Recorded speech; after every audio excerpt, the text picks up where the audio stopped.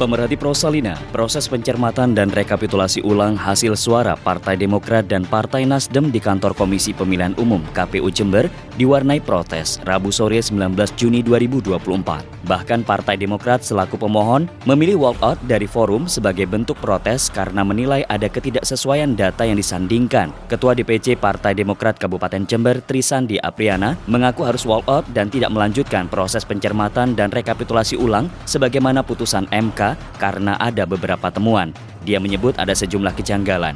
Pertama, adanya segel form C plano yang sudah rusak. Kemudian juga adanya tanda tangan di C plano yang tidak sama, termasuk juga barcode-nya. Selain itu, Sandi menduga C plano yang disandingkan sudah tidak asli lagi. Dia juga mengaku sudah menyandingkan C hasil plano miliknya dengan parpol lain, hasilnya sama, hanya berbeda dengan milik Partai Nasdem. Tim Trisandi pun memutuskan walkout. Dia juga menilai KPU tetap melanjutkan proses rekapitulasi tanpa saksi dari pemohon di MK. Karena itu, Sandi akan menempuh upaya hukum melaporkan kasus tersebut ke kepolisian. Tidak ikut melanjutkan amar putusan dari MK karena ternyata yang pertama kami menemukan bahwa form C plano sudah tidak tersegel.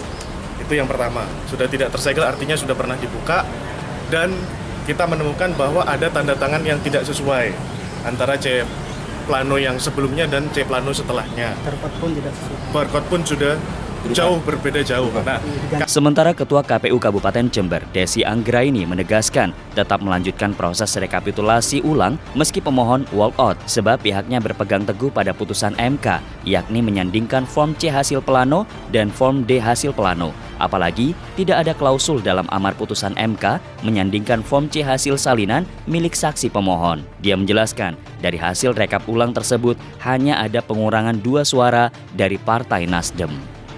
Ini tetap kita lanjutkan karena apabila ada keberatan dari pihak-pihak yang mengikuti atau menghadiri pleno, kita sediakan form kejadian khusus.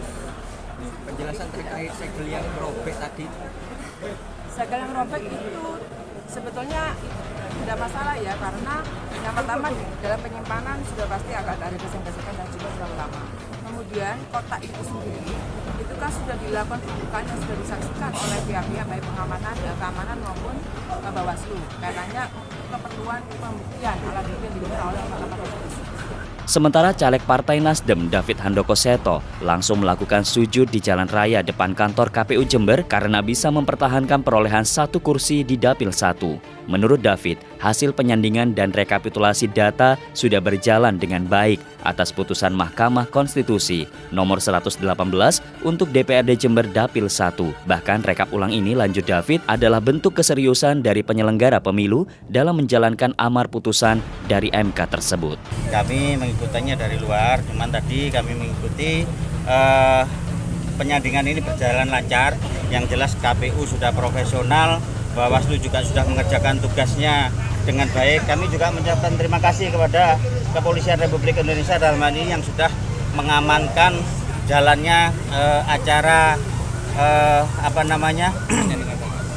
pencermatan data sesuai dengan perintah MK di keputusan perkara nomor 118. 101.3